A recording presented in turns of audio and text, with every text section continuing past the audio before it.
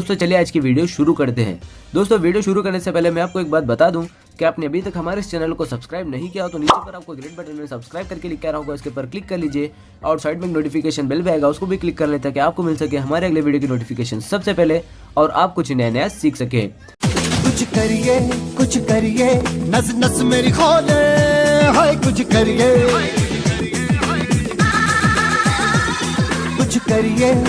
करिए बस बस बड़ा बोले, अब कुछ करिए। ओ कोई तो चल जिद फड़िए, तू बेतरिए या मरिए, हाय कोई तो चल जिद फड़िए, तू बेतरिए या मरिए। शक दे हो शक दे गिंडिया, शक दे हो शक दे गिंडिया, शक दे हो शक दे गिंडिया, शक दे हो शक दे गिंडिया।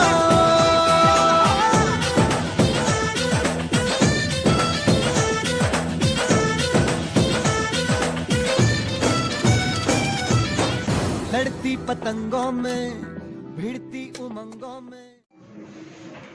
सर्वाला बायोलॉजी काढो.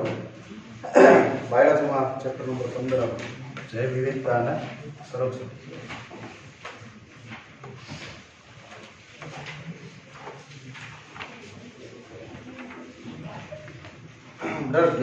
ગઈકાલે આપણા જે પોઈન્ટ હતા એની અંદર આપણે એવી વાત કરી હતી કે આ ધરતી ઉપર જે કાંઈ જાતિ વિવિધતા અત્યારે અવેલેબલ છે એમાંથી દાખલા તરીકે 5000 જાતિ જે છે એ કદાચ વિલુપ્ત થઈ જાય તો એમાં આપણને શું ફેર પડે? બરાબર, ગઈકાલનો જે મુદ્દો હતો એ શું હતો કે અત્યારે જે કાંઈ જાતિઓ અવેલેબલ છે એમાંથી 2-5 હજાર જાતિઓ કદાચ પૃથ્વી ઉપરથી વિલુપ્ત થઈ જાય તો એમાં આપણને ફેર શું પડે? તો એને સમજાવવા માટે થઈ અને એક પરિસ્થિતિવિદ હતો પોલ એહરલિક. બરાબર, એનો જે સિદ્ધાંત હતો, કયો સિદ્ધાંત હતો એનો? પોલ એહરલિકનો કયો સિદ્ધાંત હતો ભાઈ? બરાબર, રિવેટ વાળો સિદ્ધાંત હતો કે એક મોટા વિમાનમાંથી રિવેટ આપણે કાઢતા જઈએ તો એક સમય એવો આવે કે વિમાન જે છે એ ભાંગી પડે, તૂટી પડે. પછી સાથે સાથે એણે બીજી વસ્તુ એ પણ કીધી કે રિવેટ જે આપણે કાઢીએ છીએ એમાંથી કયા ભાગમાંથી રિવેટ આપણે કાઢી રહ્યા છીએ એ પણ જાણવું અગત્યનું છે. બરાબર, જે અગત્યના જે ચાવીરૂપ રિવેટ હોય એને જો કાઢી નાખશું તો વહેલી તકે વિમાન ભાંગી પડશે અને બાકી અમુક રિવેટ કાઢશું તો વિમાન ભાંગી પડવાની જે ઘટના છે એ લાંબા સમયે થશે. એવી પણ એક વાત આપણે ગઈકાલે કરી હતી. બીજા નંબરમાં અત્યાર સુધીમાં કુલ છેલ્લા 20 વર્ષની અંદર 27 જેટલી જાતિઓ જે છે એ લુપ્ત થઈ છે. બરાબર, આજે જાતિ વિલુપ્તતાનો દર જે છે એ હમણાં છેલ્લા 10 વર્ષમાં કે છેલ્લા 20 વર્ષમાં ખૂબ જ હાયર, ખૂબ જ ઊંચો રહ્યો છે. બરાબર, સાથે એક પ્રશ્ન પણ એવો પૂછ્યો હતો. પહેલા તો એક આક્ષેપ કર્યો હતો માનવીય પ્રવૃત્તિ ઉપર. બરાબર, જે જાતિઓ વિલુપ્ત થઈ રહી છે, વિલુપ્ત શબ્દ જે છે એ શબ્દનો મિનિંગ બધા એકવાર ધ્યાનથી સાંભળી લેજો. ઘણા છોકરાઓ મને એવું માલુમ પડ્યું છે કે વિલુપ્ત વાર્તા સાંભળીએ છીએ પણ વિલુપ્ત એટલે શું એ ખબર નથી છે ને ભાઈ. એવું વિલુપ્ત શબ્દનો મતલબ ખબર છે ભાઈ? છેલ્લે સુધી વિલુપ્ત શબ્દનો મતલબ ખબર છે ને બધાને? વિલુપ્ત એટલે અદ્રશ્ય થઈ જવું, ગાયબ થઈ જવું. બરાબર, આ ગાયબ થઈ જવું, વિલુપ્ત થવાનો દર જે છે એ દર માનવીય પ્રવૃત્તિને કારણે થયો એવું એક આપણી ઉપર આક્ષેપ, માનવીય પ્રવૃત્તિ ઉપર એક આક્ષેપ જે છે એ કરવામાં આવ્યો હતો. પછી સાથે સાથે એવી પણ વાત થઈ હતી કે ભાઈ એવું નથી, માનવીય પ્રવૃત્તિ જ્યારે આટલી બધી સક્રિય નહોતી ત્યારે પણ જાતિઓ જે છે એ વિલુપ્ત ઓલરેડી થયેલી છે. પણ માનવીય પ્રવૃત્તિને કારણે જે જાતિ વિલુપ્ત થવા માટેની જે પ્રક્રિયા છે એ પ્રક્રિયા થોડીક ઝડપી બની ગઈ. બરાબર, ડાયનોસોર જે દિવસે ધરતી ઉપરથી ગાયબ થયા ત્યારે માનવીય પ્રવૃત્તિ એક પણ જાતની નહોતી. બરાબર, છતાં પણ ડાયનોસોર ધરતી ઉપરથી જતા રહ્યા. બરાબર. તો માનવીય પ્રવૃત્તિ ઉપર ભલે આરોપ છે, આપણે એને નિર્દોષ સાવ કહી શકતા નથી, પણ માનવીય પ્રવૃત્તિ નહોતી ત્યારે વિલુપ્તતાનો દર તો હતો જ, પણ માનવીય પ્રવૃત્તિના કારણે એમાં ઉદ્દીપન થયું છે. એ પ્રક્રિયા જે છે એ થોડીક ઝડપી બની ગઈ છે, બરાબર. અને અમુક કિસ્સાઓની અંદર તો ખાસ આરોપ જે છે એ માણસો ઉપર જ લગાડી શકાય છે, બરાબર. એના માટેના એક્ઝામ્પલ હતા મોરેશિયસની અંદર એક ડોડો નામનું પક્ષી, બરાબર, જે માણસોના શિકાર પ્રવૃત્તિના કારણે મૃત્યુ પામ્યું, બરાબર, ધરતી ઉપરથી વિલુપ્ત થયું. એના પછી સ્ટીલર સિકા હોર્સ, ક્યાંની? રશિયાની, એ પણ શિકારીય પ્રવૃત્તિના કારણે વિલુપ્ત થઈ ગયું, બરાબર. એવા 5 નામ જે છે આપણે લખ્યા હતા. વાઘનો શિકાર કરવાનો આપણા રાજા મહારાજાઓને બહુ શોખ હતો, બરાબર. શેર કા શિકાર, એટલે વાઘનો શિકાર કરી અને 3 જાતિ વાઘની જે છે એ સાવ લુપ્ત કરી દીધી, બરાબર. તો આવી રીતે માનવીય પ્રવૃત્તિના કારણે લગભગ એમ સમજી લો કે 7-8 પ્રાણીઓ જે છે એ ધરતી ઉપરથી લુપ્ત થઈ ગયા છે. તો આપણે બીજા બધા પરિસ્થિતિ જે છે એ આપણા હાથમાં નથી. જો ભૂકંપ થવો, દુષ્કાળ પડવો, આ બધી પ્રવૃત્તિનો કંટ્રોલ ડાયરેક્ટલી આપણા હાથમાં નથી, બરાબર. ઉલ્કા પ્રપાત થવો, ખોરાકની અછત થવી, એ બધી વસ્તુ જે છે એનું ડાયરેક્ટલી આપણા હાથમાં એનું રિમોટ છે નહીં. એના ઉપર આપણે કંઈ કંટ્રોલ કરી શકતા નથી. તો દુષ્કાળને કારણે કોઈ જાતિ વિલુપ્ત થઈ જાય, ભૂકંપને કારણે વિલુપ્ત થઈ જાય, કે અંદરો અંદર એકબીજાની સાથે ઇનફાઇટ લડી કુસ્તી કરી અને લુપ્ત થઈ જાય, તો એના માટે આપણે જવાબદાર નથી. પણ આપણે જે લોકોને શિકાર કરી અને ધરતી ઉપરથી લુપ્ત કર્યા છે એના માટે તો 100% આપણે જવાબદાર છીએ. તો આપણે ખાલી એક બુદ્ધિજીવી પ્રાણીઓ હોવાના કારણે, બરાબર, ધરતી ઉપર જેટલા પણ પ્રાણીઓ છે એમાંથી મનુષ્ય જે છે એને એક ખાસ પ્રકારની કેટેગરી મળી છે. કઈ કેટેગરી છે? બુદ્ધિજીવી પ્રાણી, બરાબર. મનુષ્યની પાસે બુદ્ધિ છે, બીજા બધા પ્રાણીઓ પાસે છે પણ થોડીક ઓછી છે. જ્યારે આપણને ઈશ્વરે ભરી બુદ્ધિ આપી દીધી છે, બરાબર. ચંદ્ર ઉપર પગ મૂકી દે એવડી બુદ્ધિ આપી છે. તો એનો આપણે સદુપયોગ કરવો જોઈએ અને ધરતી ઉપરથી જાતિ વિલુપ્તતા જે છે એને ઓછી કરવી જોઈએ. આપણે દરેક ક્ષેત્રે પ્રગતિ કરી છે, બરાબર. આપણે 30 માળની ઇમારતો બનાવી શક્યા છીએ, આપણે વિમાન સારા માયલા બનાવી શક્યા છીએ, આપણે સમુદ્રની અંદર તળિયે સબમરીન ચાલી શકે એવી સબમરીનો બનાવી શક્યા છીએ. પણ એક ક્ષેત્રમાં આપણે પ્રગતિ કરવાની બાકી છે અને એ છે પરિસ્થિતિ વિધિ, બરાબર. આપણે આપણી લાઈફસ્ટાઈલ, આપણી ક્વોલિટી જે છે, લાઈફની ક્વોલિટી આપણે બદલી નહીં, બરાબર. એક સમયે ખાલી ખાદીના કપડાં હતા, સફેદ કપડાં, એની જગ્યાએ અત્યારે રંગબેરંગી કપડાઓ પહેરતા થઈ ગયા, બરાબર. એક સમયે બ્લેક એન્ડ વ્હાઇટ ટીવી હતું અને એમાં આખું કુટુંબ જોતું, એની બદલે બધાના ખિસ્સામાં મોબાઈલ આવી ગયા, એમાં ટીવી આવી ગયા, બરાબર. પ્રોગ્રેસ આપણે દરેક ક્ષેત્રમાં કર્યો છે. તો એક પરિસ્થિતિ ક્ષેત્રમાં પ્રોગ્રેસ કેમ નહીં, બરાબર. લોકોને આપણે એટલા જાગૃત કરીએ કે જે જાતિ લુપ્તતા જે છે એને અટકાવવા માટે થઈ અને બધા ભરપૂર પ્રયત્ન કરે, એવો કંઈક ઉદ્દેશ્ય આપણો આ ચેપ્ટરનો છે, બરાબર. આ ચેપ્ટરનો ઉદ્દેશ્ય છે શું છે કે લોકોને જાગૃત કરીએ કે આ ધરતી ઉપરથી જે સજીવો છે એની ક્યાંક ને ક્યાંક જરૂર પડશે, બરાબર. છેલ્લા 500 વર્ષમાં 87 પ્રકારના વૃક્ષો ગાયબ થઈ ગયા, બરાબર. તો વૃક્ષો જે છે એ વૃક્ષોની અંદર ક્યારે કયા રોગની દવા કયા વૃક્ષમાંથી મળી જાય એ આપણને ખબર નથી. અત્યારે કદાચ આપણી પાસે ટેકનોલોજી નથી એટલે વૃક્ષમાંથી આપણને દવા નથી મળતી, પણ ભવિષ્યમાં કદાચ એવું બને કે કોઈ વૃક્ષમાંથી કેન્સર અથવા HIV જેવા ભયાનક બીમારીઓ જે છે એની દવા પણ મળી. તો જો એ વૃક્ષને આપણે ધરતી ઉપર જીવતું રહેવા દીધું હોય તો આપણે એમાંથી દવા મેળવી શકશું, પણ ધરતી ઉપરથી વૃક્ષને લુપ્ત કરી નાખશું તો પછી દવા ગોતવા ક્યાં જશું, બરાબર. એટલા માટે થઈ અને આ ધરતી ઉપર જે પ્રાણીઓ છે, વૃક્ષો છે, એને આપણે જાળવવા, એનું જતન કરવું જે છે એ જરૂરી છે, બરાબર. એના માટેના પ્રયત્ન આપણે કરવાના છે. ટેક્સ્ટ બુકની અંદર જોઈએ આપણો જે ટોપિક છે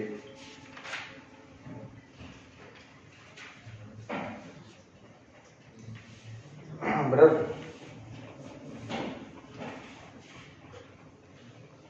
જો અશ્મિ અહેવાલ થઈ ગયું ને, અશ્મિ અહેવાલ, બરાબર. સામાન્ય રીતે કોઈ પ્રદેશમાં જૈવ વિવિધતાને નુકસાન થવાથી ન્યા પહોંચે ને છેલ્લે ન્યા સુધી રાખ્યું કે એની ઉપર છે. હા. 3 બિલિયન વર્ષ પહેલા જ્યારે પૃથ્વી ઉપર જીવનનો ઉદ્ભવ તથા વૈવિધ્યકરણ થયું ત્યારથી આજ સુધીમાં 5 વખત જાતિઓના સામૂહિક વિલોપન, બરાબર 3 બિલિયન વર્ષ મતલબ કે પૃથ્વી ઉપર આ સજીવો આવ્યા ત્યારથી લઈ અને આજ દિવસ સુધીમાં ટોટલી કેટલી વખત જાતિ વિલોપન થયું છે? 5 વખત થયું છે, બરાબર. તો આ 5 વખતમાંથી કદાચ 4 વખત આપણે જવાબદાર નથી, બરાબર. ટોટલી અત્યાર સુધીમાં જે 5 વખત જાતિઓ લુપ્ત થઈ છે એમાં આપણા માટે હું ખાલી એટલી વકીલાત કરી શકું કે 4 વખત વિલોપન થયું ને એમાં માનવીય પ્રવૃત્તિનો કોઈ ભાગ છે નહીં, પણ 5મી વખત જે વિલોપન થયું એની અંદર 10%, 20% જેટલો ભાગ જે છે એ કોનો રહેલો છે? માનવીય પ્રવૃત્તિનો રહેલો છે. અશ્મિઓ ઉપરથી, જમીનમાંથી જે અશ્મિઓ શોધી કાઢ્યા એ અશ્મિઓ ઉપરથી આવા પ્રકારના પ્રાણીઓ ધરતી ઉપર હતા અને કેટલા સમય પહેલા હતા, બરાબર. એની રેડિયોમેટ્રિક ડેટિંગ સિસ્ટમ જે છે એના ઉપરથી ખ્યાલ આવે કે આટલા વર્ષ પહેલા આવા પ્રકારના પ્રાણીઓ હતા, બરાબર. અને એ પ્રાણીઓ આટલા પ્રદેશમાં જોવા મળતા અને પછી વિલુપ્ત થઈ ગયા, મતલબ કે એના અશ્મિઓ છે પણ એ પ્રાણી ક્યાંય જોવા મળતા નથી, બરાબર. તો એનો ઉંમરનો અંદાજ કાઢી અને આપણે કહી શકીએ કે અત્યાર સુધીમાં ટોટલી 5 વખત જાતિ વિલોપન થયું છે. એટલે ઘણી બધી જાતિઓ એકસાથે ધરતી ઉપરથી ગાયબ થઈ જાય એને આપણે શું કહીએ? જાતિ વિલોપન કહીએ.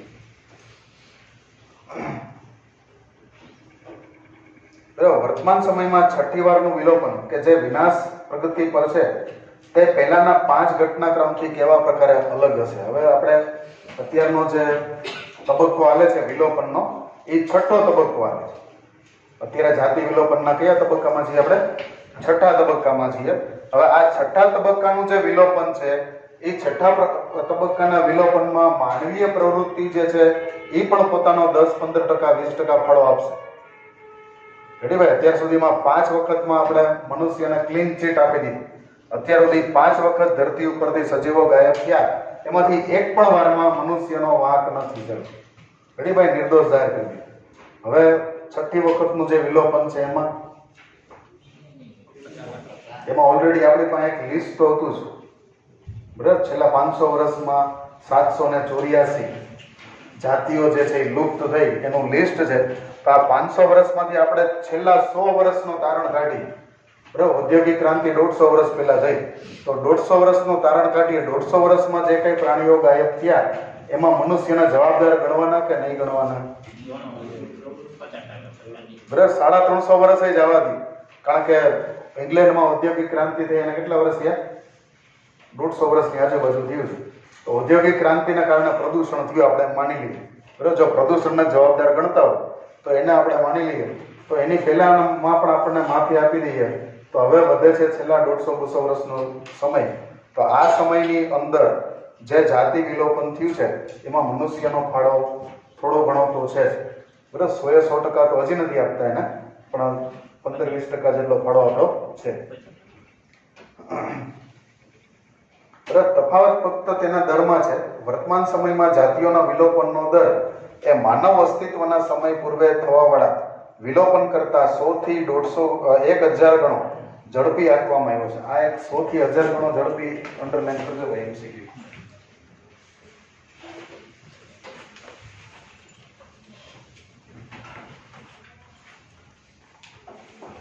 જો પહેલા છે ને જાતિ વિલોપનની ઘટનાઓ બનતી. જાતિ વિલોપનની ઘટના કઈ નવી નથી, પણ પહેલા જાતિ વિલોપનમાં જેટલી જાતિઓ ગાયબ થતી અને જે ઝડપથી ગાયબ થતી એના કરતાં 100 થી 1000 ગણી વધારે ઝડપથી જાતિઓ અત્યારે ગાયબ થવા લાગી છે. તો આમાં માનવીય પ્રવૃત્તિ એના માટે જવાબદાર છે, બરાબર. અને આ ઝડપી દર માટે આપણી ક્રિયાવિધિઓ જ આજે ઝડપી જાતિ વિલુપ્ત થાય છે એની અંદર જવાબદાર કોણ છે? માનવીય પ્રવૃત્તિઓ જવાબદાર છે, બરાબર. પરિસ્થિતિવિદો એ ચિંતાજનક ચેતવણી આપી છે કે જો જાતિના ઘટાડાનો આ વર્તમાન સિલસિલો સતત ચાલુ રહેશે તો આવતા 100 વર્ષની અંદર જ પૃથ્વી પરની તમામ જાતિઓની લગભગ અડધા ભાગની જાતિઓ જે છે એ વિલુપ્ત થઈ જશે. એટલે ભાઈ પરિસ્થિતિવિદોએ શું વોર્નિંગ આપી છે? જો આમને આમ આપણે આ કામ ચાલુ રાખશું, 100 થી 1000 ગણા ઝડપથી જાતિઓને લુપ્ત કરવાનો સિલસિલો ચાલુ રાખશું, તો આવતી એક સદીમાં ધરતી ઉપર જે જાતિઓ અવેલેબલ છે એમાંથી 50% જેટલી જાતિઓ જે છે એ શું થઈ જશે? અદ્રશ્ય થઈ જશે. અને આ 50% જાતિઓ અદ્રશ્ય થઈ જશે પછી ત્યારના સમયમાં જે કંઈ આપણે ઔષધિઓની બધી ગોતવી હશે તો એ આપણને મળશે નહીં, કારણ કે એમાં કે વૃક્ષ ધરતી ઉપર હશે નહીં. બરાબર? એટલા માટે થોડુંક હવે સાવચેત થવાની આપણે જરૂર છે. જો કોઈ પણ પ્રક્રિયા જે છે ને પ્રક્રિયા એની મેળે થતી જ હોય. પ્રક્રિયા જે છે એ સામાન્ય રીતે એની મેળે થતી જ હોય, પણ એમાં જો ઉદ્દીપકને ભેળવો ને તો પ્રક્રિયા ઝડપથી જાય. બરાબર? ગાયનું કે ભેંસનું દૂધ આપણે ઘરની અંદર 1 લીટર રાખ્યું હોય તો હું એમ નથી કહેતો કે કાયમ સારું જ રહેશે. એ દૂધ બગડવાની પ્રક્રિયા એની રીતે થતી જ હોય, પણ જો એમાં લીંબુનો રસ નીચવી દઈએ ને તો એ પ્રક્રિયા ઝડપથી થાય. રેડી? આ ધરતી ઉપર જેટલી જાતિઓ અવેલેબલ છે એ કાંઈ ચિરંજીવી નથી ભાઈ, જ્યાં સુધી ધરતી રહે ત્યાં સુધી બધી જાતિઓ ધરતી ઉપર રહેશે એવું આપણે નથી કહેવું. જાતિઓ એની રીતે લુપ્ત થાય જ છે, પણ માનવીય પ્રવૃત્તિએ આમાં ઉદ્દીપક બનવાની શું જરૂર છે? ક્લિયર ભાઈ? મુદ્દો આપણો ખાલી એટલો જ છે કે માનવીય પ્રવૃત્તિને કારણે આનો વેગ 100 થી 1000 ગણો વધી ગયો છે, તો આ પ્રવૃત્તિઓને થોડી કંટ્રોલમાં રાખો. બરાબર? ડિસ્ટ્રક્શન જે છે એ થોડુંક કંટ્રોલમાં રાખો કે જેથી કરી અને આ રેટ થોડોક ધીમો આવે અને ધરતી ઉપર હજી લાંબા સમય સુધી જાતિઓ જે છે એ ટકી શકે અને એનો લાભ જે છે એ આપણે મેળવી શકીએ. બરાબર? આપણો ઉદ્દેશ્ય ખાલી એટલું છે. બરાબર? સામાન્ય રીતે કોઈ પણ પ્રદેશમાં જે જૈવ વિવિધતાને નુકસાન થાય છે એ નુકસાન થવાના કારણો થવાથી નંબર 1 વનસ્પતિ ઉત્પાદનમાં ઘટાડો થાય. જો જૈવ વિવિધતા નાશ પામે એટલે વનસ્પતિ ઉત્પાદનમાં ઘટાડો થાય. અહીંયા વનસ્પતિ ઉત્પાદન લખ્યું. વનસ્પતિ ઉત્પાદનનો મતલબ થાય કે જંગલની અંદર જે વનસ્પતિઓ છે એનું જે ઉત્પાદન છે એ ઘટે. બરાબર? ખેતીવાડીનું ઉત્પાદન ઘટવાનું નથી, કારણ કે એ તો આપણે ફર્ટિલાઇઝર નાખીને કરવાના જ છે, પણ જંગલમાંથી જે જડીબુટ્ટીઓ મળતી હોય અથવા તો જંગલી ખોરાક જે હોય તો એના ઉત્પાદનમાં ઘટાડો થાય. બરાબર? આંબળા જે છે એ આંબળા કોઈ ખેતરમાં ઉગાડતું નથી. આંબળા આપણને ક્યાંથી મળે? જંગલના જે લોકો રહેતા હોય એ જંગલમાં ફરી અને આંબળા ભેગા કરે અને વેચવા નીકળે, તો એની પાસેથી આપણને આંબળા છે, પછી ઓલા બધા પીળા કલરની રાયણ આવે છે. બરાબર? તો એ બધી વસ્તુ આપણને જંગલમાંથી મળતી હોય. તો જો જંગલનો આપણે નાશ કરશું તો એ બધી વસ્તુ મળતી બંધ થઈ જશે. બીજા નંબરમાં દુષ્કાળ જેવા પર્યાવરણીય ઉપદ્રવો તરફ નિમ્ન પ્રતિરોધન. મતલબ એવો થાય કે દુષ્કાળ વધશે. બરાબર? જો જંગલોનો નાશ કરશો તો દુષ્કાળ વધશે. બરાબર? 6થા ધોરણથી સમજાવવામાં આવે છે. વૃક્ષો વાવો, વરસાદ લાવો. યાદ છે ને ભાઈ? બરાબર? વૃક્ષો જે છે એ શું કામ કરે છે? વૃક્ષો જે છે એ પર્યાવરણને શીતળ રાખે છે. બરાબર? મોટા વૃક્ષો જે તમે જોવો છો, વડલો છે, લીમડો છે, પીપળો છે, આંબો છે, આ બધા લોકોનું આનું કાર્ય શું છે? વૃક્ષનું કાર્ય જમીનમાંથી જેટલા પાણીનું શોષણ કરે એનું 95% પાણી જે છે એ વાતાવરણમાં છોડી દે. ખાલી 5% પાણી જે છે એ પોતે રાખે અને એમાંથી પોતાનો ખોરાક જે છે એ બનાવે. બરાબર? 95% પાણી જે છે એ વાતાવરણમાં છોડે એટલે એના કારણે વાતાવરણ જે છે એમાં એક પ્રકારની ઠંડક ઉત્પન્ન થાય. બરાબર? વરસાદનો નિયમ શું છે કે બાષ્પીભવનથી જે પાણીની વરાળ થઈ હોય એ વરાળને પાછી ઠંડી કરવી પડે તો વરસાદ થાય. બાકી પાણીના જે વાદળો છે એ બીજા પ્રદેશમાં જાય નહીં.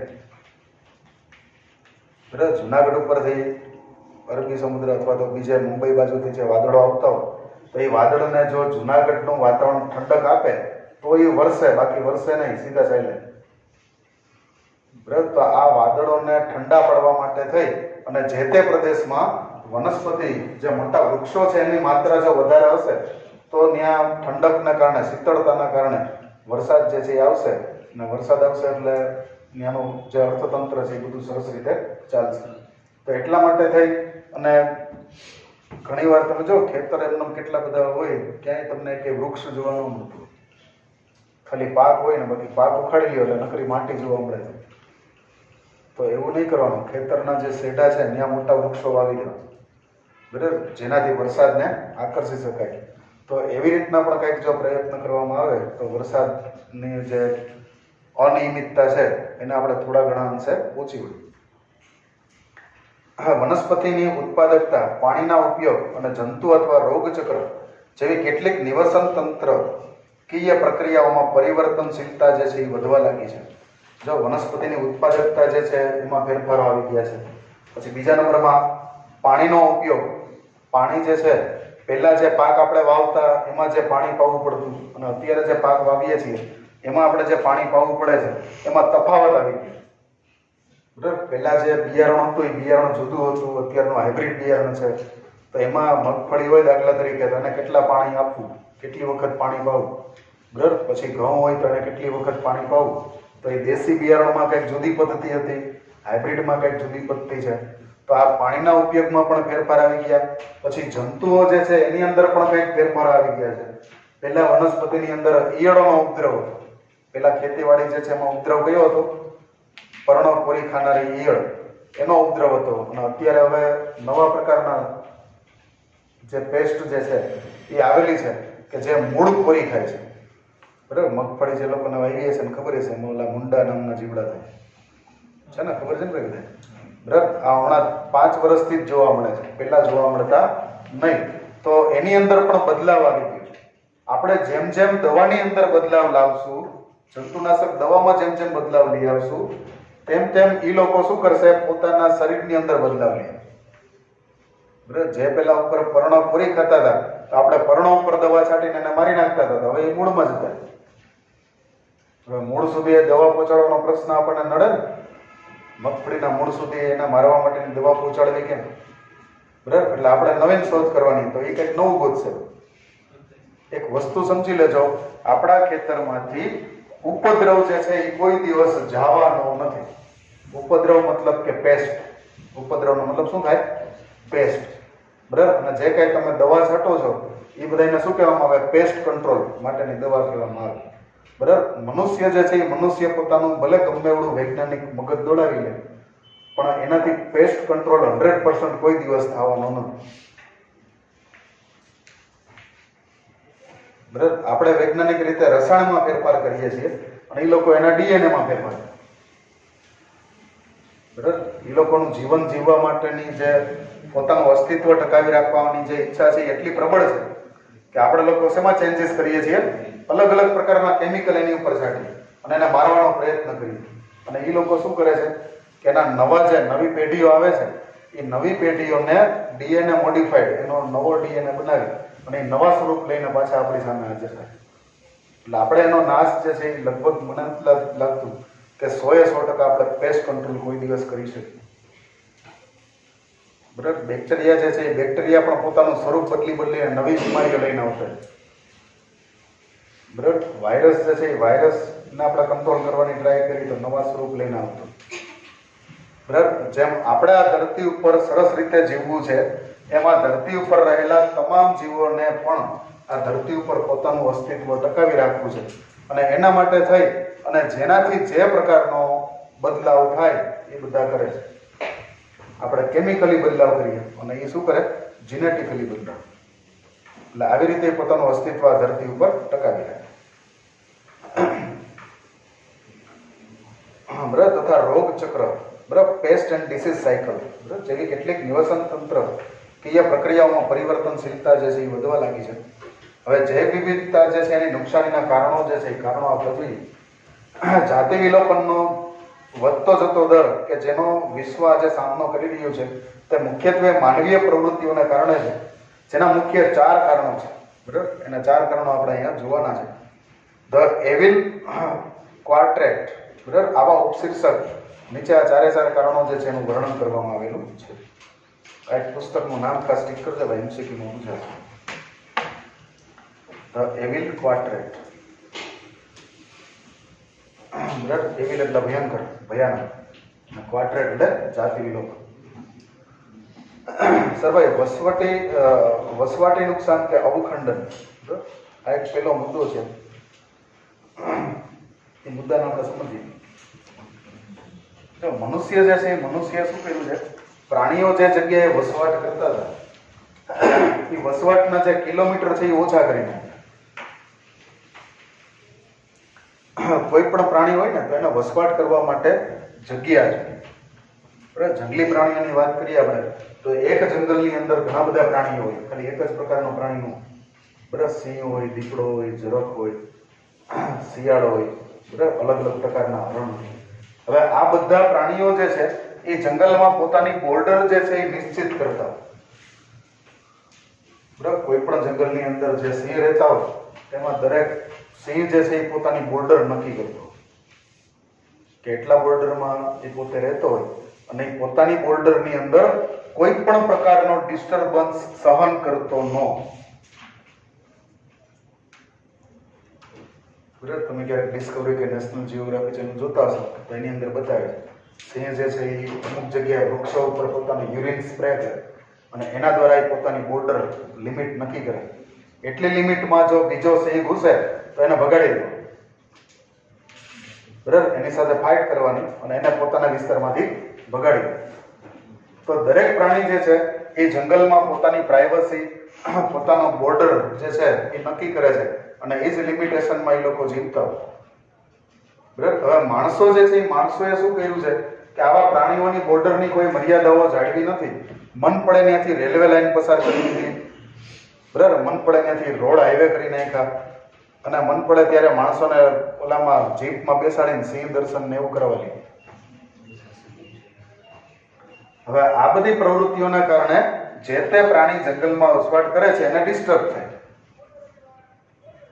બરાબર, સિંહ દર્શન આપણે કરવા જઈએ છીએ તો સિંહને કોઈ શોખ નથી થતો કે એ આપણી સામે આમ આટા મારે. ખરેખર આપણે વી આર ડિસ્ટર્બિંગ ધેમ. આપણે એની જે નેચરલ પ્રોસેસ જે છે એમાં આપણે શું કરી રહ્યા છીએ, એને ડિસ્ટર્બ કરી રહ્યા. પણ આપણે આપણા શોખ ખાતર થઈ અમે શું કરીએ છીએ, ત્યાં જઈએ. બરાબર, એટલે પ્રાણીઓની જે વસવાટ કરવાનો જે વિસ્તાર હતો એ વિસ્તારની મર્યાદા જે છે એ આપણે તોડી નાખી છે. બરાબર, એરોપ્લેન આકાશમાંથી પસાર થાય તેમાં ઘોંઘાટ, એરોપ્લેનના એન્જિનનો બહુ હાઈ ફ્રીક્વન્સી વાળો અવાજ આવે. આ અવાજને કારણે પ્રાણીઓને ડિસ્ટર્બ થાય. બરાબર, જંગલ વિસ્તાર હોય ને એ સાયલન્સ ઝોન હોય. જંગલ વિસ્તારમાંથી તમે 4 વ્હીલ 2 વ્હીલ લઈને નીકળો તો તમારે હોર્ન વગાડવાની મનાઈ હોય, જેથી હોર્ન નહીં વગાડો. બરાબર, બને ત્યાં સુધી ઓલી ડીપર લાઇટ હોય ને એ લાઇટ ઉપર જ બધું કામ કરો. બરાબર, ત્યાં તમે હોર્ન ઉપર હોર્ન વગાડે છે તો એના કારણે પ્રાણીઓને એની રાત્રે તમે પસાર થતા હોય હોર્ન ઉપર હાથ મૂકી દીધો હોય તો એની આજુબાજુના જે કાંઈ પ્રાણીઓ છે એ બધાને ડિસ્ટર્બ થાય. બરાબર, આવા પ્રકારના ડિસ્ટર્બ માટે એ લોકો ટેવાયેલા નથી. બરાબર, એટલા માટે થઈ અને જંગલના નિયમ જે છે એ આપણા કરતા જુદા છે, એને આપણે ફોલો કરવું. બરાબર, પશુઓને તકલીફ પડે એવું કાંઈ આપણે કરવું જોઈએ નહીં. પણ આવી કોઈ બાબત જે છે એ લોકો ધ્યાનમાં લેતા નથી અને મન ફાવે એમ વર્તે છે.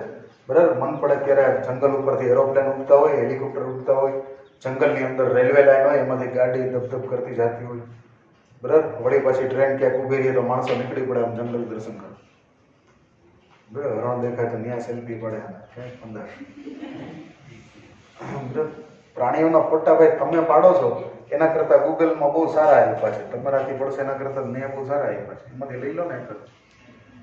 પણ લોકો પોતાનો શોખને કંટ્રોલમાં રાખી શકતા નથી તો આના કારણે પ્રાણીઓને ખૂબ જ ડિસ્ટર્બન્સ. બરાબર, એટલે પેલો ડિસ્ટર્બન્સ જે છે એ માણસોએ શું કર્યું છે, એની જે બોર્ડર છે એ બોર્ડરમાં જઈ અને એની મર્યાદાનો ભંગ કર્યો છે.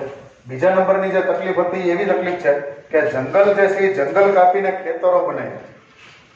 એમેઝોનનું જે જંગલ હતું એ એમેઝોનનું જંગલ ત્યાંના ખેડૂતોએ કાપી નાખ્યું અને ત્યાં સોયાબીનની ખેતી કરી. આ એક મુદ્દો છે એ ખાસ ધ્યાનમાં રાખજો. એમેઝોનનો એક કિસ્સો છે કે એમેઝોનના જંગલને કાપવા માટે ત્યાંના આસપાસના ખેડૂતોનો બહુ મોટો ભાગ છે. એ લોકોએ શું કર્યું, ત્યાંથી જંગલો કાપી અને ત્યાં સોયાબીનની ખેતી કરી. સોયાબીન શા માટે?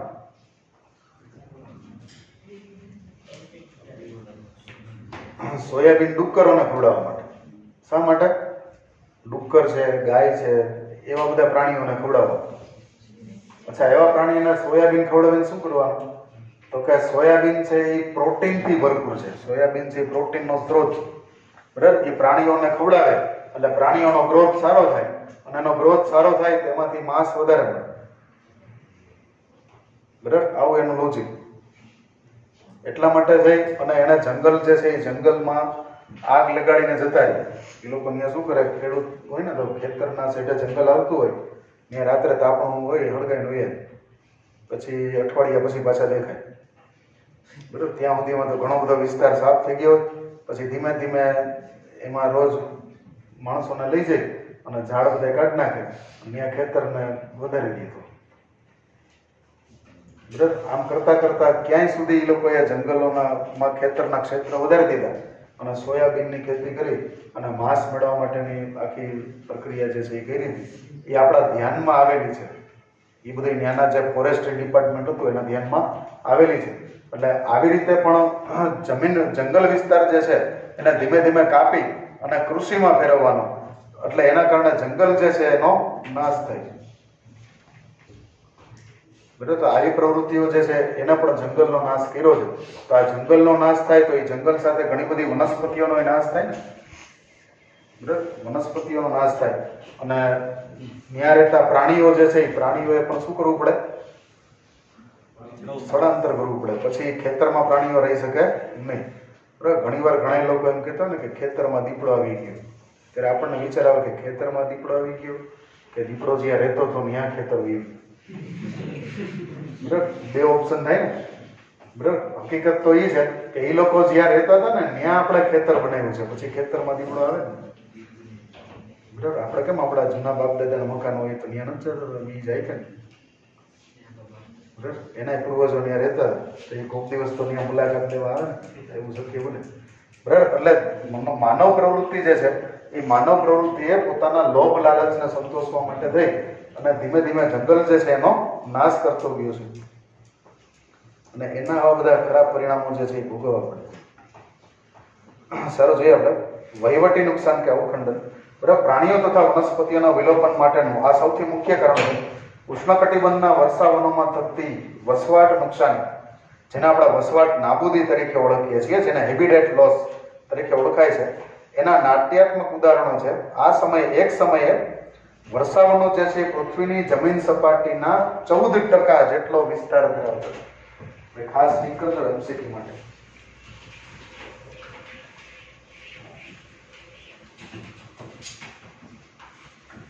બરાબર, એક સમય એવો હતો કે જ્યારે આ વર્ષાવનો જે છે એ પૃથ્વીનો કેટલા ટકા જમીન વિસ્તાર ધરાવતા હતા? 14% જમીન વિસ્તાર ઉપર વર્ષાવનો જે છે એ આવેલા હતા. હવે એમાંથી ઘટી અને ખાલી કેટલા થઈ ગયા છે? 6%. બરાબર, મતલબ કે કેટલા ટકા આપણે ઓછા કરી નાખ્યા? 14 માંથી 6 જાય તો આપણે 8% જેટલા જંગલો જે છે એનો આપણે લોસ કરી નાખ્યો છે. બરાબર, એ લોસ કઈ રીતે? તો કે ખેતીવાડીમાં, બરાબર, અથવા તો બીજી કોઈ પ્રવૃત્તિમાં. બરાબર, જંગલની વચ્ચે જઈને ખાણ ખોદે, અંદરથી કંઈક તત્વો મળે એમ હોય, એલ્યુમિનિયમ મળે એમ હોય, બોક્સાઇટ મળે એમ હોય, એટલા માટે એ લોકો શું કરે? અંદર ખાણ ને એવું બધું બનાવે અને એના કારણે પણ જંગલમાં નાશ થાય. પછી ખાસ તો ઇમારતી લાકડા માટે જંગલ જે છે એ ઇમારતી લાકડા માટે થઈને જંગલમાંથી લાકડા કાપે અને એના ટ્રક જે છે એ ટ્રક આખો દિવસ ભરાઈ ભરાઈને જતા હોય તો એના કારણે પણ ત્યાંના પ્રાણીઓ જે છે એ ડિસ્ટર્બ થતા હોય છે. બરાબર, પરંતુ હાલમાં વર્ષાવનો 6% કરતાં પણ વધારે વિસ્તાર આવરતા નથી. તેઓ ખૂબ જ ઝડપથી નાશ પામતા રહે છે. જ્યારે તમે આ પ્રકરણ વાંચવાનું પૂરું કરો ત્યાં સુધીમાં તો વર્ષાવનના 1000 થી વધારે હેક્ટર જેટલા જે વનો છે એ નાશ પામ્યા હશે. ભાઈ, આપણે ચેપ્ટર ચાલુ કર્યું હતું ત્યારથી આપણે પૂરું કરશું તો એમાં જે કાંઈ દિવસોનો સમય લાગશે એટલા સમયમાં એમ સમજી લો કે લગભગ 1000 હેક્ટર જેટલી જમીન. હેક્ટર મને એમાં ખબર પડે ને ભાઈ, હેક્ટર ને વીઘોની ખબર પડે કે ન? એકર, હેક્ટર, વીઘા, વાર, ગજ એમાં ખબર પડે ને. જમીન માપણી માટેના અંકો છે બધા. બરાબર, એના વિશે ખાસ માહિતી લઈ લેજો, ક્યાંક એક્ઝામમાં કામ લાગશે તમને. એક પરીક્ષા દેવા જાવ ને, ગવર્મેન્ટ જોબની એક્ઝામ દેવા જાવ તો ત્યાં પૂછાય છે તો એ ધ્યાનમાં લઈ લેજો જરા. બરાબર, 1000 કરતાં વધારે હેક્ટર જમીન જે છે એ 15-20 દિવસમાં ટૂંકમાં એટલું જંગલ જે છે એ સાફ થઈને ત્યાં મેદાન અથવા તો ખેતર બની ચૂક્યું હશે. મતલબ કે હજી આ પ્રક્રિયા જે છે એ પ્રક્રિયા ચાલુ જ છે.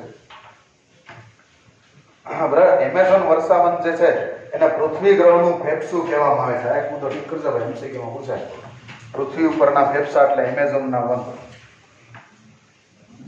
જેના વિશે અગાઉ પણ મેં તમને કીધેલું હતું. એટલો બધો ઓક્સિજન, બરાબર, આખી પૃથ્વી ઉપર જેટલો ઓક્સિજન છે એનો 20% ઓક્સિજન જે છે આ એમેઝોન પૂરો પાડે છે. બરાબર, ત્યાં બાજુમાં લખો ને, એક નોંધ લખો. પૃથ્વી ઉપર જે ઓક્સિજન છે એનો 20% ઓક્સિજન જે છે એ કોણ પૂરો પાડે છે? એમેઝોનના જંગલો પૂરા પાડે.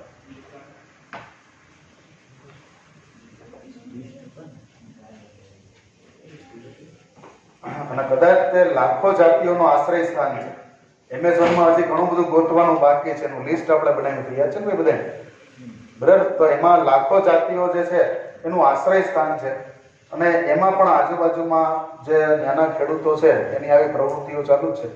સોયાબીનની ખેતી માટે એને કાપી અને સાફ કરી દેવાની, બરાબર? જમીનો કાપી અને એમાં સોયાબીન વાવવાનું, અને સોયાબીન જે છે એ ગૌમાંસ આપતા ઢોર એટલે કે બીફ કેટલ ના ચારા માટે તૃણ કે ઘાસ ભૂમિમાં ફેરવી દેવામાં આવેલું છે, બરાબર? ત્યાં એ લોકો શું કરે છે, ગૌમાંસ જે છે ને ખાલી ભારતમાં અને અમુક જગ્યાએ જ પ્રતિબંધિત છે, બાકી આખી દુનિયા ગાયનું માંસ ખાય છે, બરાબર? તમને કદાચ જાણીને આશ્ચર્ય થાય, આફ્રિકાની અંદર તો ગાયોને કાપી કાપીને ટ્રેન ચલાવવામાં આવે. આફ્રિકા જે છે ને એ બહુ પછાત દેશ છે, ખબર ને? ભારત કરતાં એટલે વિશ્વમાં 3 પ્રકારના દેશો છે, એક અંડર ડેવલપમેન્ટ, પછી બીજા ડેવલપિંગ અને ત્રીજા ડેવલપેડ, બરાબર?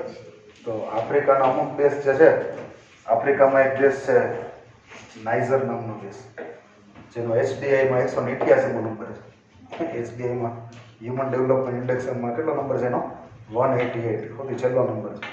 તો આવા પછાત દેશોની અંદર ટ્રેન ચલાવવા માટે એ લોકો શું કરે છે, ઓલી વરાળ યંત્રથી પાણી ગરમ કરે, અને એ ગરમ પાણીની વરાળ થાય એનાથી ટ્રેન ચાલે છે.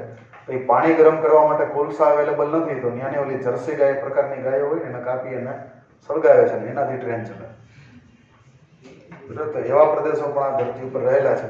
પણ એમેઝોનની અંદર એ લોકો જે ગૌ માંસ ખાય છે એ ખાવા માટે થઈને ગાયોને ઉછેરવી પડે, તો એ ઉછેરવા માટે થઈને જંગલો કાપી અને એમાં સોયાબીન વાવે, અને સોયાબીન ગાયોને ખવડાવે, બરાબર? એટલે આ રીતે ટૂંકમાં એનો ઉપયોગ કરે છે. આ એક મુદ્દો ખાસ યાદ રાખજો, MCQ માટે એમપી છે, બરાબર? સંપૂર્ણ વસવાટ નાબૂદી ઉપરાંત પ્રદૂષણના કારણે પણ ઘણા વસવાટો અવનતિકરણ થયા છે. જો સંપૂર્ણ વસવાટ નાબૂદી અને અવનતિકરણ આ બે અલગ અલગ શબ્દો છે.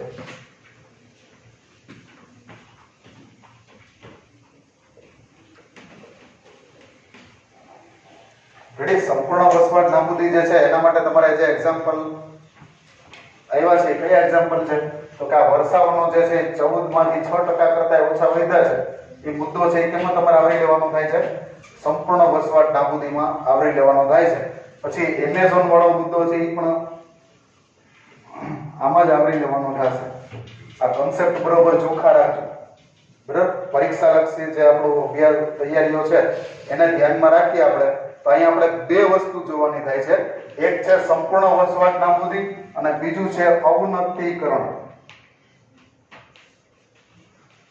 બરાબર? અવનતિકરણ એટલે અવનત પામવું, મતલબ કે ઓછું થઈ જવું, આછું થઈ જવું, એને આપણે શું કહીએ?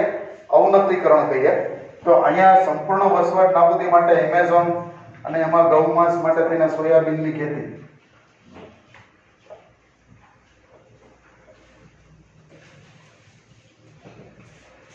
બરાબર? આ મુદ્દાને તમારે સંપૂર્ણ વસવાટ નાબૂદીમાં લેવાનો છે. 14માંથી 6% વધ્યા, 8% નાશ પામ્યા, એને પણ તમારે કેમાં લેવાનો થાય છે? સંપૂર્ણ વસવાટ નાબૂદી માટે. અને હવે અવનતિકરણ જે છે એના માટે જે મુદ્દો લેશું એ છે આપણો પ્રદૂષણ. ક્લિયર ભાઈ? સમજાઈ ગઈ આખી વસ્તુ? બરાબર? આ બે અલગ અલગ વસ્તુ છે, ભલે પેરેગ્રાફ એક જ છે પણ આ બે વસ્તુ જે છે એ અલગ અલગ વસ્તુ છે, બરાબર? પ્રદૂષણના કારણે સંપૂર્ણ વસવાટ નાબૂદી ન થાય, અવનતિકરણ, બરાબર? આટલી વસ્તુ જે છે એને એકદમ ક્લિયરલી મગજની અંદર રાખવી. અવનતિકરણ જે છે, અવનત થવું મતલબ ઓછું થઈ ગયું. જે જંગલ પેલા ઘાટું હોય એની જગ્યાએ ઓછું જંગલ થઈ ગયું, બરાબર? જે નદીઓમાં પુષ્કળ પાણી હાલતું હોય એની બદલે વર્ષના 3 મહિના નદી ખાલી રહેવાનું, બરાબર? તો એને આપણે શું કહીએ છીએ? અવનતિકરણ કહીએ છીએ. જ્યારે નાબૂદીની અંદર તો ગાયબ જ થઈ જવું. નાબૂદીની અંદર શું થાય? દેખાતું બંધ જ થઈ જાય, એને આપણે નાબૂદી, બરાબર? પ્રદૂષણ જે છે પ્રદૂષણનો ફાળો અવનતિકરણમાં છે, બરાબર? ઘણી જાતિઓના અસ્તિત્વ માટે ખતરો પણ ઉભો થયો છે, બરાબર? હજી ગાયબ થઈ નથી, હજી ખતરો ઉભો થયો છે. પ્રદૂષણ જે છે એ પ્રદૂષણના કારણે કોઈ જાતિ ગાયબ થઈ ગઈ હોય એવું ક્યાંય સાંભળવામાં આવેલું નથી. આ એક ચોખવટ મગજમાં રાખજો. પ્રદૂષણની સૌથી ખરાબ અસર સૌથી પહેલી વહેલી લાઇકેન્સ ઉપર થાય. પ્રદૂષણની સૌથી ખરાબ અસર પહેલા વહેલા કોની ઉપર થાય? પ્રદૂષણ પ્રત્યે વધારે સેન્સિટિવ કોણ છે? લાઇકેન્સ. રેડી? ક્લિયર ભાઈ? આ મુદ્દો મગજમાં બેસી જશે બધાને. પ્રદૂષણ જે છે એની સૌથી પહેલી અસર કોની માથે દેખાય? લાઇકેન્સ માથે. બરાબર? લાઇકેન્સ જે જગ્યાએ રહેતી હોય ને ત્યાં પ્રદૂષણ કેવું હોય? ઝીરો. બરાબર? જરા કઈ પ્રદૂષણ વધે એટલે ત્યાંથી લાઇકેન ધીમે ધીમે જતી. તો લાઇકેન હજી આ ધરતી ઉપરથી અદ્રશ્ય નથી થઈ. એ આપણને એવું બતાવે છે કે પ્રદૂષણને કારણે ધરતી ઉપરથી કોઈ પણ જાતિ લુપ્ત થયેલી નથી. ક્લિયર મુદ્દો આખો? બરાબર? ઘણી વાર શું થાય છે કે આપણે પ્રદૂષણને વિશે વિચારતા એને જાતિ વિલુપ્તતાનું કારણ બતાવી દઈએ છીએ. જાતિ વિલુપ્ત હજી એને કરી નથી, કરશે ખરા, પણ હજી એને જાતિ વિલુપ્ત કરી નથી. પણ માનવીય પ્રવૃત્તિએ જાતિ વિલુપ્ત કરી છે. ક્લિયર ભાઈ? મુદ્દો સમજાણો મારો કહેવાનો? પ્રદૂષણ અને માનવીય પ્રવૃત્તિ બેમાં કઈ ફેર કે બે સરખા? માણસ કારખાનું કરે ને એમાંથી ધુવાળા થાય એને પ્રદૂષણ કહેવાય. પણ માણસ બંદૂક કે તીરકામઠા લઈને પ્રાણીઓને મારવા માંડે એને શું કહેવાય? એને શું કહેવાય?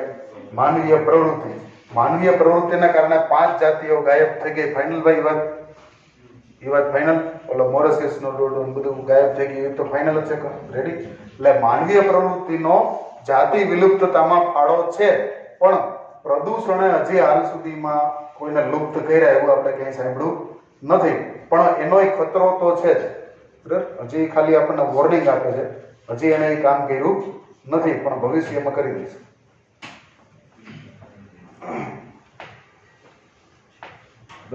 જ્યારે વિવિધ માનવીય પ્રવૃત્તિના કારણે વિશાળ વસવાટો ને નાના નાના ખંડોમાં વિભેદિત કરી દેવામાં આવે છે, ત્યારે જે સસ્તનો અને પક્ષીઓને મોટા પ્રદેશની જરૂરિયાત છે તે અને પ્રવાસી પ્રકૃતિ વાળા કેટલાક પક્ષીઓને તેની ખરાબ અસર થાય છે, જેથી તેઓ વસ્તી ઘટાડા તરફ દોરાય છે. હવે જો ઘણી વાર શું છે કે ઝોન પાડવામાં આવે.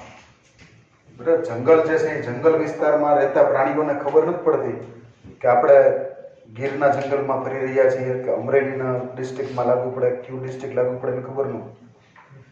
બરાબર? ગીર જે છે એ ગીર આમ જુનાગઢ ને અમરેલી ધારીને વચ્ચે આવ્યું ને ગીરનું જંગલ, તો ગીરમાં જે સિંહ આટા મારતો એને ખબર પડે કે ભાઈ મારે જુનાગઢ ડિસ્ટ્રિક્ટ લાગુ પડે કે અમરેલી? એની પાસે હોય એવું કે રેશન કાર્ડ, આધાર કાર્ડ હોય, એમાં સરનામું હોય. બરાબર? એ તો એની રીતે ફરતા. હવે આપણે લોકોએ શું કર્યું છે? કાગળ ઉપર નકશા બનાવી અને જંગલના શું કર્યા છે? વિભાગો. હવે ઘણી વાર કેવું થાય કે ઓલા ડિસ્ટ્રિક્ટના કોઈ પ્રાણીઓ હોય એનો ઓલો કોલર ફિટ કરેલો હોય, ગળામાં શું કરેલો હોય? પ્રાણીઓને ઓલા રેડિયો કોલર ફિટ કર્યા હોય, તો એ આ સેક્શનમાં આવી જાય અને અહીંયા બહુ ભયાનક પરિસ્થિતિમાં હોય તો અહીંના ફોરેસ્ટ ડિપાર્ટમેન્ટ એના ઉપર ધ્યાન દેતું નથી. એમ વિચારે કે આપણી બાજુના ક્યાં? તો અમરેલીના. ભલે મળી જાય. આપણે જવાબ કોણ કરશે? બરાબર? તમારા વિસ્તારમાં જે સિંહ હતા એમાંથી 4 સિંહ મરી ગયા, તમારો જવાબદાર કોણ? બરાબર? તમારો વિભાગ જવાબ હશે ને. તો એના કારણે શું થાય છે કે પ્રાણીઓ જે છે એને થોડીક તકલીફ પડે છે. બીજા નંબરમાં વચ્ચે ફેન્સિંગ કરવામાં આવે, વચ્ચે બોર્ડર બાંધવામાં આવે, તો પ્રાણીઓને જે છૂટમાં જે જગ્યા જોતી હોય એ જગ્યા એને મળતી નથી. એટલે એના કારણે પણ એની વસ્તી જે છે એ ખતરામાં.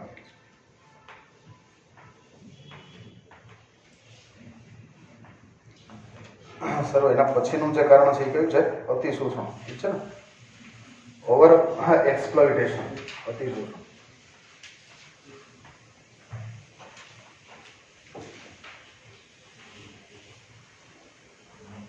બરાબર? અતિશોષણ એટલે અમુક મર્યાદામાં શોષણ કરવાનો વાંધો નહીં, મર્યાદા બહારનું શોષણ થાય ને ત્યારે બરાબર? કોઈ પણ પ્રાણીઓ જે છે એનો ખોરાક તરીકે ઉપયોગ કરવાની મર્યાદા હોય. જે પ્રાણીઓનો ઉછેર તમે કરતા નથી એનું માંસ ખાવાનો અધિકાર તમને નથી. બરાબર? જંગલમાંથી હરણને મારીને એનું માંસ ખાનારા લોકો હોય છે, શોખીન લોકો, તો એના માટે એક ચેતવણી ભર્યો સવાલ. બરાબર? જે પ્રાણીઓને ઉછેરો છો એનું માંસ ખાવ તો વાંધો નહીં, પણ જેને ઉછેરતા નથી એનું માંસ ખાશો તો તકલીફ શું થશે કે આ પ્રાણી જે છે એ ધરતી ઉપરથી ગાયબ થઈ જશે. હા બરાબર, અતિશોષણ જે છે આપણે મનુષ્ય હંમેશા ખોરાક અને આશ્રય સ્થાન માટે પ્રકૃતિ ઉપર આધાર રાખે છે, પરંતુ જ્યારે તેની આવશ્યકતા લાલચમાં બદલાઈ જાય છે ત્યારે નૈસર્ગિક સ્ત્રોતનું અતિશોષણ શરૂ થાય છે. જો આવશ્યકતા અને લાલચ આ બેમાં ફેર છે. બરાબર, જરૂરિયાત જે છે એ બધાની પૂરી થાય છે અને જે લાલચ જે છે એ કોઈ દિવસ કોઈની પૂરી થતી નથી. આ ધરતી ઉપર જેટલા પણ જીવો છે એ તમામ જીવોની જરૂરિયાત છે એ પૂરી થાય જ છે. એક કીડી જે છે એને નાનો એવો કણ ખાવા માટે જોતો હોય તો એ મળી જાય, અને હાથીને આખા દિવસનું એક મણ ખાવાનું જોતું હોય તો એ પણ મળી જાય. બરાબર, પણ લાલચ જે છે એ કોઈ દિવસ કોઈની પૂરી થતી નથી. બરાબર, લાલચનો કોઈ અંત નથી. લાલચ એક એવી વસ્તુ છે કે જેનો કોઈ અંત નથી. બરાબર, તમારી જે લાલચ જે છે એને ખાલી મનુષ્યએ પોતાની લાલચને કાબૂમાં રાખવાની જરૂર છે. બરાબર, મનુષ્ય પોતાની લાલચ માટે થઈ અને જંગલમાંથી કેટલા બધા વૃક્ષોને કાપતું હોય. બરાબર, પછી પેલા મૈસૂરનો વીરપ્પન યાદ છે કોઈ બધાને? વીરપ્પન નામનો એક ડાકુ મૈસૂરના જંગલમાં હતો અને ચંદનની તસ્કરી કરતો. ચંદનના લાકડા જે છે ત્યાંથી કાપી અને તસ્કરી કરતો હતો, અને ચંદનની તસ્કરી કરતા કરતા સાથે સાથે બીજો સાઈડ જોબ એણે હાથીદાંતની તસ્કરી ચાલુ. બરાબર, પછી સારા જે સાપ ત્યાં થાય, ચંદનના જંગલ જે હોય ત્યાં સાપની ઘણી બધી જાતિ પ્રજાતિ રહેતી હોય, તો એની ચામડી માટે થઈ અને એ સાપને મારીને પણ એની વિદેશમાં સ્મગલિંગ ને એવું બધું ચાલતું. બરાબર, તો આ બધી વસ્તુ જે હતી શું હતી? એની લાલચ હતી. બરાબર, જરૂરિયાત કદાચ એની પૂરી થઈ શકી હોત, પણ લાલચ કોઈ દિવસ એની પૂરી થતી નથી, અને એના કારણે નાના વન જે છે જંગલો એનું અતિશોષણ કરવા લાગે. અને એની સાથે સપોર્ટમાં બધા કોણ હતા? સરકાર. બરાબર, ત્યાંના બધા પોલિટિશિયન સપોર્ટમાં તો જ આ કામ કરી શકે ને. બરાબર, કોઈ પણ માણસ અમથે આમ તો ગુનાહિત પ્રવૃત્તિમાં આગળ પડતો નથી થઈ શકતો, પાછળ પોલિટિકલ બેકગ્રાઉન્ડ હોય ને તો જ આગળ વધી જાય. બરાબર, બાકી તો મંદિરની આમેથી ચપ્પલ ચોરે ને તોય પકડાઈ જાય. આપણી પોલીસ એટલી બધી હોશિયાર. બરાબર, પણ કંઈક સપોર્ટ હોય ને તો જ એટલી સાહસ કરી શકતા. તો આ બધી વસ્તુ અતિશોષણ છે. માણસ જે છે એ ખૂબ જ લાલચમાં આવી જાય છે, અને લાલચના કારણે એ જંગલોનું અતિશોષણ જે છે એ શરૂ કરે છે.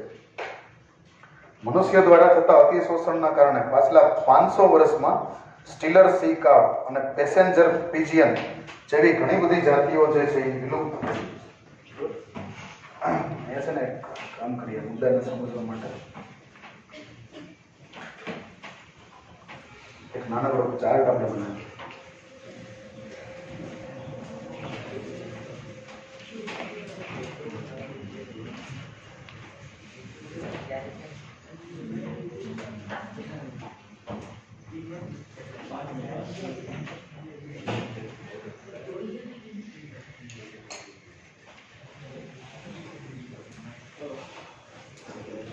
માટે નુકસાન અને અવખંડ.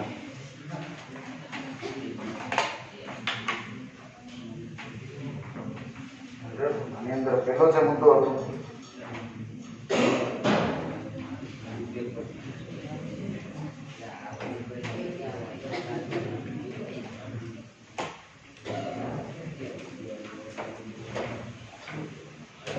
ઘૂસવાડ નાબૂદી.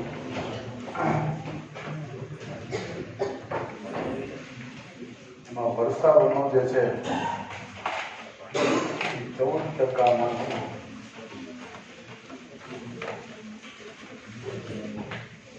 6% કરતા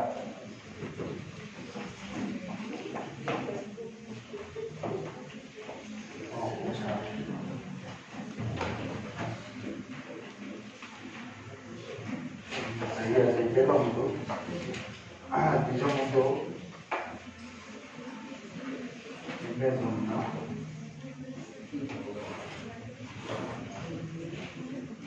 જંગલોનું સોયાબીન ની ખેતી માટે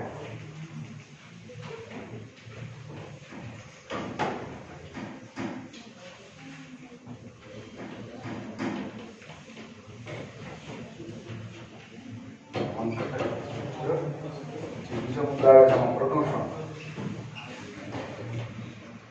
પ્રદૂષણના કારણે જાતિઓ લુપ્ત થવાની સંભાવના હોય છે.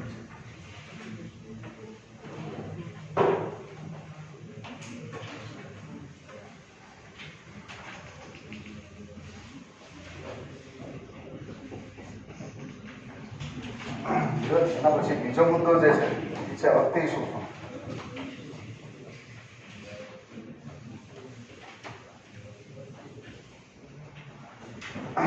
અતિશોષણની અંદર જે મુદ્દા પડવાના છે એમાં તમારા બે પોઈન્ટ જે છે એ લખવાના છે. છેલ્લા 500 વર્ષમાં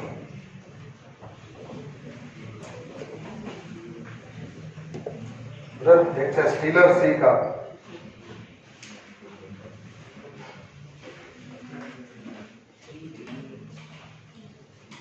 અને બીજું છે પેસેન્જર પિજન. આ બે જાતિ જે છે એનો અતિશોષણ, એનો અતિશય વધારે પડતો શિકાર.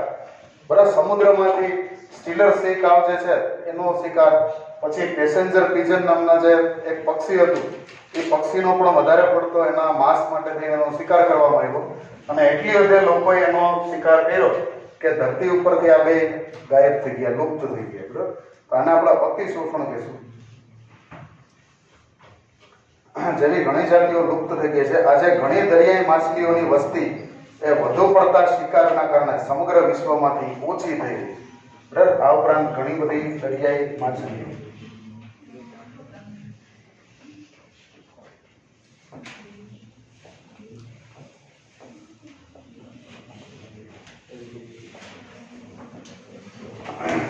આ ત્રણ વસ્તુ જે છે એ ત્રણ વસ્તુ આ પૃથ્વી ઉપરથી ગાયબ થઈ રહી છે. એની પાછળનું રીઝન છે એ શું છે? એનું અતિશોષણ. બરાબર, એનું વધારે માત્રામાં એ જેટલી અવેલેબલ છે એના કરતા બરાબર એનો બહુ વધારે પડતું ટૂંકમાં શિકાર કરવા માટે થઈને આધુનિક સાધનો જે ઉપલબ્ધ છે એનો ઉપયોગ કરી અને એનો વધુ પડતો શિકાર કરવામાં આવ્યો છે. એટલા પૃથ્વી ઉપરથી લુપ્ત થઈ રહ્યા છે. બરાબર, કેટલાક વ્યાવસાયિક રીતે મહત્વની જાતિઓ જે છે એનું પણ લાંબુ અસ્તિત્વ ખતરામાં મુકાયું છે. વ્યાવસાયિક રીતે મહત્વની જાતિ એટલે શું થાય? વ્યાવસાયિક રીતે મહત્વની એટલે વ્યાપારમાં મદદ કરે. બરાબર, જે જાતિનો વેપારમાં ખૂબ જ મહત્વ હોય એને આપણે શું કહીએ? વ્યાવસાયિક રીતે મહત્વની. તો અમુક માછલીઓ જે છે અત્યારે વ્યાવસાયિક રીતે મહત્વની. બરાબર, સમુદ્રની અંદર મન પડે એવી બોટો લઈને નીકળી પડ્યા હોય અને ઝાડ પાથરીને એમાંથી નકરું ભેગું જ કરી રાખે, તો એક સમય એવો આવશે કે જે અતિશય અગત્યની માછલીની જાતિઓ છે એ લુપ્ત થઈ જશે, અને પછી એના ઓપ્શનમાં બીજી ગોતવી પડશે. બરાબર, ઓલું તમને યાદ હોય તો રોહુ ને કટલા ને એવી માછલી રહે છે ને, મીઠા પાણીની માછલીઓ ને ખારા પાણીની માછલી. તો લોકો જે છે એ મત્સ્ય પ્રવૃત્તિ, જો ખેતીવાડીમાં તો હજી જમીન સુધારણા કરે છે. ખેતીવાડી જે છે એમાં હજી શું કરે છે? ખેડૂતો જમીનનું શોષણ કરે છે, પણ જરૂર પડે એમાં લીલું છાણિયું ખાતર નાખે છે, લીલો પડવાશ નાખે છે, અને જમીન સુધારણા પ્રોગ્રામ બધા કરતા હોય છે.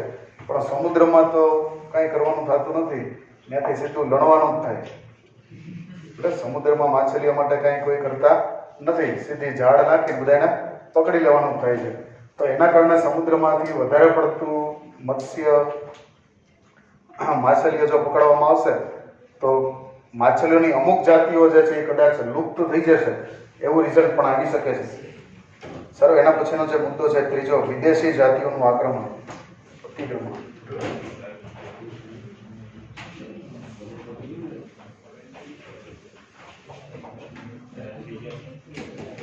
હવે મને ખબર છે, એક જ મિનિટ.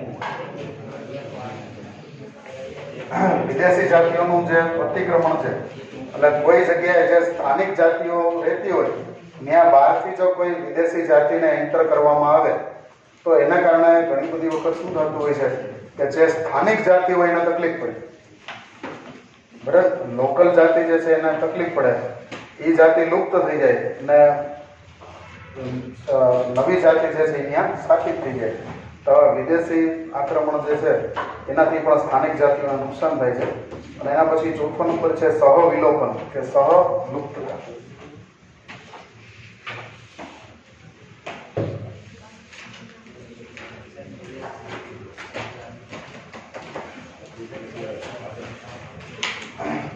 સહવિલોપન છે, થોડુંક આના વિશે એટલી માહિતી આપી દઉં. સહવિલોપન કે સહલુપ્તતાની અંદર છે ને જનરલી એવું હોય કે બે જીવો જે છે એ એકબીજાની સાથે યજમાન ને મહેમાનના સંબંધથી રહેતા હોય.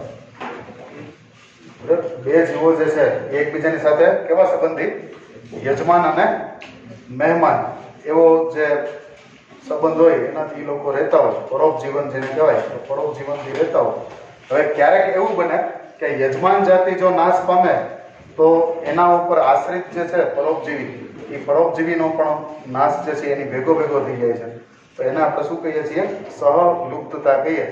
બરાબર? જેમ કે શાર્ક માછલીની સાથે ઓલી લેમ્પ્રી માછલી પણ ને એની સાથે ચૂંટીને ચૂસરથી ચૂંટીને ભેગી રહેતી હોય. તો જો ધરતી ઉપરથી બધી શાર્ક ગાયબ થઈ જાય તો એના પરિણામે શું થાય? લેમ્પ્રી જે છે એ પણ ઓટોમેટિક નાશ પામે છે. શરૂઆત તો આપણે રાખીએ.